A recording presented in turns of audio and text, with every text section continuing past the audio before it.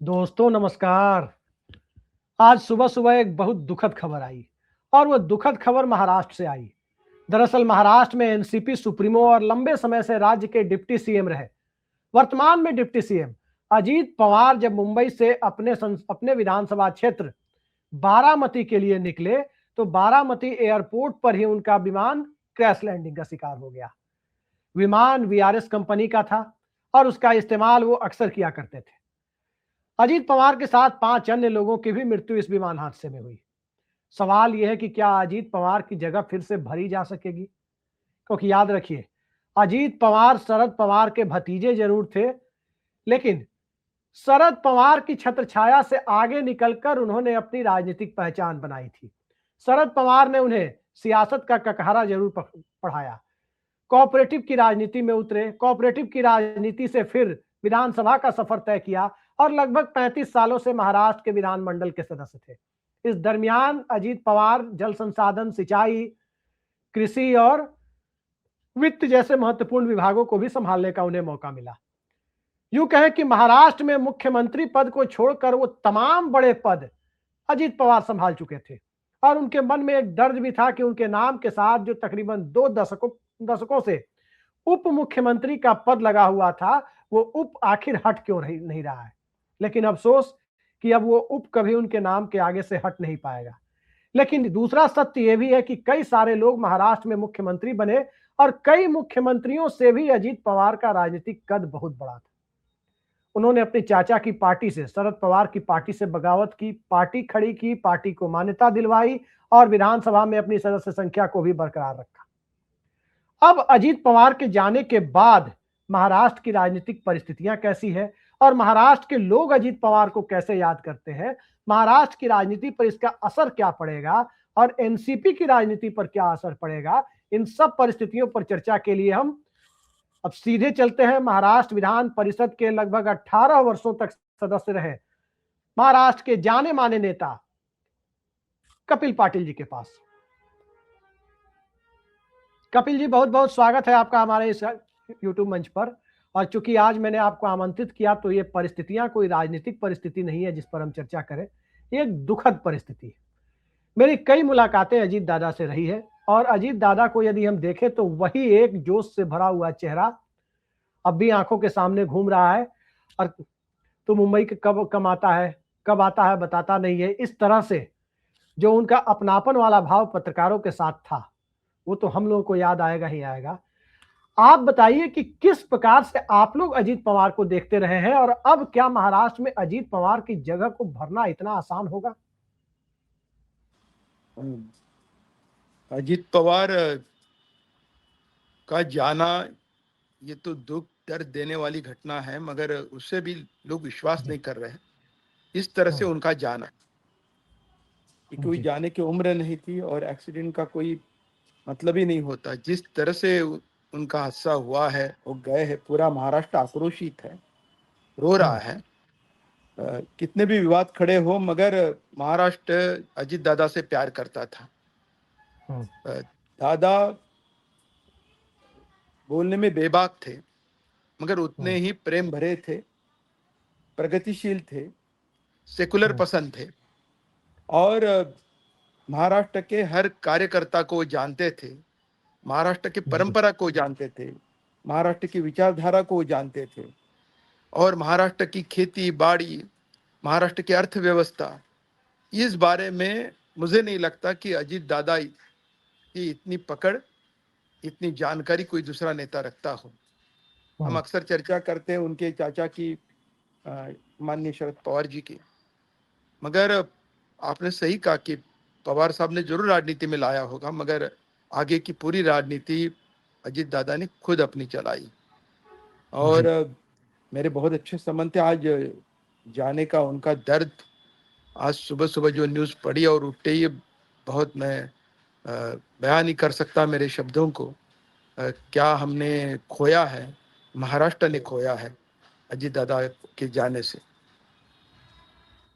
जी अभिषेक जी, आप अजीत निश्चित तौर पर आप भावुक हैं और मैं समझ सकता हूं, पूरा देश भावुक है, महाराष्ट्र नहीं पूरा देश अभी, क्योंकि अजीत पवार को एक आपने कहा प्रगतिशील नेता, एक थोड़ा इससे इतर हटकर जो दूसरा सवाल है, क्योंकि आप देखिए जो रेगुलर प्लेन होते हैं उनमें क्रैश की संभावना कम होती है, जैसे अभी अहमदाबाद में हो गया था, इसके पहले मोहन कुमार मंगलम के साथ हो गया था ऐसा।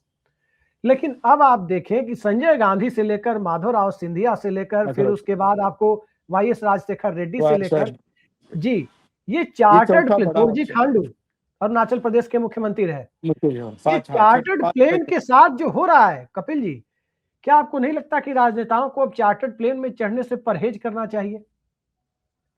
नहीं, एक है कि दादा, ये तो है चार्टर प्लेन के बारे में जो रख रखाव होना, उसका मेंटेनेंस होना, उसकी ठीक तरह से अच्छा कंपनी का लेना, ये सारी चीजें आती है। वो तो अभी इंक्वायरी में बातें आ जाएगी, मगर दादा का काम का तरीका आप देखिए।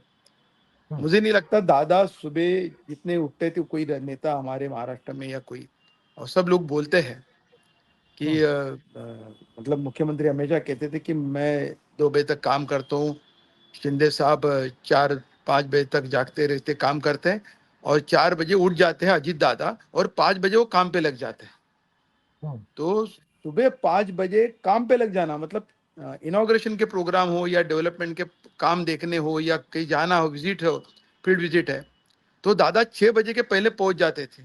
पुणे में एक घटना थी, अभी कोई इनॉग्रेशन था, तो उन्होंने 6 बजे का टाइम दिया था, तो दादा 5:45 बजे पहुंच गए 15 मिनट पहले, और बाकी लोग आने के लिए 15 आधा घंटा और लगा। तो दादा का काम करने का जो तरीका है ना, सुबह उठकर वो काम पे लग जाते हैं, और वो जो है उसके पीछे मतलब उनका स्टाफ हो या लोग हो, यंत्रणा हो, नहीं उतना कवर अप कर पाती। यही ये जो है आज की घटना में मैं वही देख रहा था, उनका जो काम का तरीका था सुपरफास्ट थे, मगर सुबह उठकर काम पे लग जाते थे। ये वही आज उनको ले गया ऐसा लग रहा है मुझे, पता नहीं, वो तो इंक्वायरी में पता चलेगा, बाद की बात है। मगर हमने महाराष्ट्र ने बहुत आज बड़ा लॉस किया है, हमने खोया है एक प्रगतिशील नेता को, महाराष्ट्र के एक प्यारे नेता को।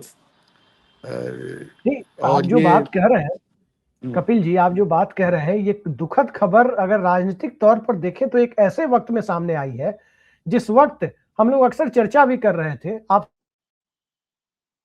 भी चर्चा हुई थी, मेरी निजी चर्चा, जिस पे चर्चा कर रहे थे कि दोनों एनसीपी के बीच रियूनियन होने की संभावना बढ़ती जा रही है, यानी शरद पवार वाली एनसीपी और अजीत पवार वाली एनसीपी अब फिर से परिवार और पार्टी एक हो रहे हैं। तो अब इस पूरी प्रक्रिया पर, क्योंकि इसके एक स्तंभ थे अजीत दादा के जाने के बाद अब इस पूरी प्रक्रिया पर किस तरह का असर आपको दिखाई दे रहा है? क्या आप एनसीपी शरद पवार के बैनर मैं राजनीतिक प्रतिक्रिया कोई नहीं दूंगा, या आपको लगता है कि पूरा परिवार नए समीकरण के साथ एकजुट हो पाएगा? क्योंकि महाराष्ट्र की आज की जरूरत आप किसी से पूछे, सब एक यूनाइटेड एनसीपी देखना चाहते हैं। अजीत दादा भी इस चीज को समझ चुके थे, तभी रियूनियन की बातें शुरू हुई थी। जी, मैं राजनीतिक प्रतिक्रिया नहीं दूंगा, पर जहां तक पवार फैमिली का सवाल है, पवार फैमिली एक थी, एक रहेगी, उसमें कोई दो राय नहीं। पवार फैमिली की एक विशेषता है, चाहे शरद पवार साहब हो या अजीत दादा हो या सुप्रियाताई हो, राजनीतिक विभिन्नता, मतों का डिफरेंसेस, ये एक अलग बात है। और एक फैमिली कल्चर हो, या महाराष्ट्र का एक अलग कल्चर है कि भले आपकी पार्टी अलग हो, आपकी विचारधाराएं अलग हो, मगर जहां तक मिलना जुलना हो, कोई कटुता, द्वेष, नफरत, ऐसी चीजों को ना पवार साहब ने, शरद पवार साहब ने, ना अजीत दादा ने नजदीक आने दिया, नफरती बातों को या कटुता को। किसी भी नेता नहीं, उनकी मैं केवल उनकी फैमिली की नहीं बोल रहा हूँ, किसी भी दूसरे पारिवारिक नेताओं से भी, भले विचारधारा से अलग हो, बीजेपी से हो या शिवसेना से हो या अन्य पार्टी से हो, पवार फैमिली की बड़ी विशेषता रही और महाराष्ट्र की विशेषता है। वो कभी इस तरह का परहेज नहीं कर दिया, आप उसको क्या कहेंगे, मेरे पास अभी शब्द नहीं है, कि मन में नफरत नहीं होती थी, उनमें कोई कटुता नहीं होती थी, मिलते थे। नहीं, मैं आपको बताऊं कपिल जी, मैं आपको बताऊं कि जब पुणे के गार्जियन मिनिस्टर थे वो अभी सरकार में, और दिल्ली से कोई भी पत्रकार सीधे उनको फोन मिला लेते थे कि उनके किसी व्यक्ति को ये दिक्कत है, किसी को घर बनाने में दिक्कत है, किसी को वो कॉन्ट्रैक्टर दिक्कत दे रहा है, अजीत पवार त्वरित कार्रवाई करते थे और सबकी जी। समस्याओं का आधे घंटे में आपके पास कॉल आ जाता था कि हाँ, निदान हो गया। नहीं, इस बारे में शरद ये पवार भी, उनके और शरद व्यक्तित्व पवार की से बहुत खासियत थी। आगे अजीत दादा, बिल्कुल आपने सही कहा। जी, फोन जी। करो, काम सही हो, काम गलत लगा अजीत दादा को तो दादा साफ कहते थे ये नहीं होगा, कानून हुँ, में नहीं बैठता, मैं नहीं करूंगा, साफ मुंह पे बोल देते थे। मगर जी, उनको लगा कि काम जेन्युइन है तो 2 मिनट नहीं लगाते थे सोचने के लिए, इमीडिएट फोन लगाते थे, भाई ये काम करा के लीजिए, हो जाना चाहिए, शाम तक वो जी, काम हो जाता। मैंने ऐसे जी, कितने अनुभव देखे हैं कि जी, आप कोई चीज बताए, उनको लगा तो प्रश्न पूछते थे कि ऐसा कैसा, आपने ठीक तरह से बता दिया तो फिर वो किसी दूसरे की नहीं सुनते थे, नहीं बोले, हुँ, कह रहे हैं बिल्कुल सही है और कर लीजिएगा। ये बारे में जी, वो सामान्य कार्यकर्ता हो या कोई बड़ा नेता हो, किसी भी पार्टी का हो, हुँ, अ, उसमें वो कभी उन्होंने ये नहीं कहा, फर्क नहीं किया, इमीडिएट उसको रिस्पॉन्ड किया, काम पूरा किया, और मुंह बोला नहीं, आश्वासन नहीं, एश्योरेंस हुँ, नहीं, वो काम डन हो जाता था। दादा के पास गए और काम डन नहीं हुआ, ऐसे मुझे नहीं लगता कोई दूसरा उदाहरण जी। कोई दे पाए। मेरा व्यक्तिगत अनुभव भी है ऐसा। मैं आखिरी सवाल पर कपिल जी आ रहा हूँ। महाराष्ट्र में किस तरह से उनकी कमी को महसूस किया जाएगा और क्या महाराष्ट्र में कोई दूसरा अजित पवार आपको लगता है कि समय रहते आ पाएगा? उनकी पत्नी सुनेत्रा पवार वो सांसद है, उनकी बहन भी सांसद है सुप्रिया सुले, शरद पवार की बेटी। दोनों दिल्ली में थे इस हादसे के वक़्त और वो निकल गए हैं बारामती के लिए। सवाल यही उठता है कि क्या अब महाराष्ट्र के अंदर जैसे कहा जाता है कि कोई दूसरा बाला साहब ठाकरे नहीं हो सकता, कोई दूसरा यशवंत राव चौहान नहीं हो सकता, कोई दूसरा शरद पवार नहीं हो सकता। ट्रेड यूनियन की बात लोग करते हैं तो लोग कहते हैं कि आज भी मुंबई में कोई दूसरा जॉर्ज फर्नांडिस नहीं हो सकता। क्या कोई दूसरा अजीत पवार कोऑपरेटिव से लेकर महाराष्ट्र विधानमंडल की राजनीति में कोई हो सकता है? जहां तक अजीत पवार का सवाल है, पवार साहब जाने से उनकी कमी तो कोई दूसरा नहीं भर सकता। हम्म, अ, आपके कितने भी उनकी राजनीति आपको पसंद हो या ना हो, पवार साहब की राजनीति पसंद हो ना हो, मगर पवार फैमिली का, पवार बड़े पवार साहब का या अजीत दादा का हम्म, महाराष्ट्र के लिए बड़ा योगदान रहा है। और जब तक वो सत्ता में थे या आज सुबह तक, हम्म, दादा ने केवल महाराष्ट्र के बारे में सोचा।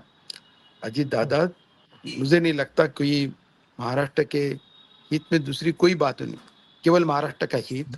और दूसरी एक बात बताता हूँ, बीजेपी के साथ थे, उप मुख्यमंत्री थे, मगर हम्म, पक्के सेकुलर थे, अपने हम्म, एजेंडे पर उन्होंने कभी कॉम्प्रोमाइज नहीं किया, जी, प्रगतिशील थे। और महाराष्ट्र की एक विशेषता है, छत्रपति शिवाजी महाराज का महाराष्ट्र माना जाता है, और फुले शाहू हम्म, आंबेडकर, मतलब महात्मा फुले शाहू महाराज और बाबा साहब आंबेडकर का महाराष्ट्र माना हम्म, जाता है। ये जो फ्रेम है महाराष्ट्र की, इस जी, प्रेम को वो बरकरार रखते थे। इस हम्म, प्रेम को कभी भी उन्होंने आँच नहीं आने दी, कॉम्प्रोमाइज नहीं किया उन्होंने कभी, वो सत्यशोधक विचार जी, के थे खुद। मतलब आपने देखा होगा, पवार साहब फैमिली का ये है, मुझे शरद पवार, मैं सुप्रति का नहीं कहूंगा, और अजीत दादा दोनों सत्यशोधक विचारधारा के लोग थे, और इसलिए जी, अंधविश्वास पर कभी उन्हें कर्मकांड, इससे बहुत दूर रहते थे ये लोग। हाँ, हम्म, बहुत पक्के विज्ञानवादी थे, साइंटिफिक आउटलुक था, ऐसे लोग हैं ये। तो ये एक बड़ी विशेषता इस फैमिली की और अजीत हम्म, दादा की। आज अजीत दादा जाने से पवार फैमिली को तो बड़ा नुकसान हुआ है, मगर महाराष्ट्र का जो नुकसान हुआ है वो तो बहुत बड़ा है, अपरिमित है, उसको भरा नहीं जा बिल्कुल, सकता। मैं बिल्कुल आपने अपनी सही कहा और मुझे याद आ रहा है अरुण जेटली जब नए-नए वित्त मंत्री बने थे तो बारामती में एक कार्यक्रम में गए थे और नरेंद्र मोदी सरकार के स्मार्ट सिटी प्रोजेक्ट की बड़ी चर्चा थी कि इस देश में 100 स्मार्ट सिटी बनाई जाएगी। उस वक्त अरुण जेटली का एक चर्चित बयान आया था कि इस देश को 100 बारामती की जरूरत है। अगर वाकई आधुनिक भारत में कोई स्मार्ट सिटी है तो बारामती है और उस बारामती बारामती को बनाने में जितना योगदान शरद पवार का है उससे उतना तनिक ही भी अजीत कम योगदान नहीं, अजीत नहीं, पवार का बिल्कुल नहीं नहीं, हो सकता। बिल्कुल जी, बिल्कुल अजीत दादा, बिल्कुल बिल्कुल अपने जिसने कॉन्स्टिट्यूंसी भी को कैसे परिवर्तन करना, ये जी, सीखना चाहिए उसी फैमिली से, और पवार से, पवार साहब से या जी, अजीत दादा से सीखना चाहिए, जी। सीखना चाहिए। तो जिनको भी भारत के अंदर होलिस्टिक डेवलपमेंट को देखना हो, शहरी अर्थव्यवस्था वो से जाकर लेकर ग्रामीण बारामती, परिवेश तक वहाँ का उसे एजुकेशन, बारामती वहाँ का जरूर देखना चाहिए। जी, वहाँ का कपिल जी आप एजुकेशन, हमारे वहाँ का कार्यक्रम में आए। जी, बहुत आप बहुत हमारे शुक्रिया। कार्यक्रम में आए, एक दुखद परिस्थिति में मैंने आपको आमंत्रित किया और जिस प्रकार से आपने संक्षेप में सारी बातों को रखा, मैं अपने दर्शकों की तरफ से, अपने चैनल की तरफ से, सपोर्ट स्टाफ की तरफ से, सबकी तरफ से अजीत दादा को भावभीनी श्रद्धांजलि अर्पित करता हूँ। और निश्चित तौर पर अब ये वक्त आ चुका है कि चार्टर्ड प्लेन को लेकर कोई गाइडलाइंस सरकार की तरफ से आए, कोई वैधानिक नियम आए कि चार्टर्ड प्लेन कौन से प्लेन उड़ाए जाएंगे, कौन से नहीं उड़ाए जाएंगे, डबल इंजन वाले ही उड़ाए जाएंगे या फिर कुछ दूसरे ऐसे सुरक्षा मानकों का मानक बनाए जाएंगे जिसकी अनदेखी संभव नहीं हो। क्योंकि कितनी दुर्घटनाओं की कितना चर्चा हम मुश्किल करें, है। संजय गांधी से लेकर, जी, संजय गांधी से लेकर और अजीत पवार तक कई सारी दुर्घटनाएं हो चुकी और देश ने मूल्यवान लोगों को इसमें खोया है। बहुत बहुत धन्यवाद कपिल जी। अब आज धन्यवाद कहने के लिए भी मेरे पास थोड़ा सा संकोच हो रहा है, लेकिन नहीं, नहीं, ठीक नहीं। है, पवार परिवार को इस दुख को सहने की शक्ति दे। इतने नहीं। नमस्कार। नमस्कार, नमस्कार।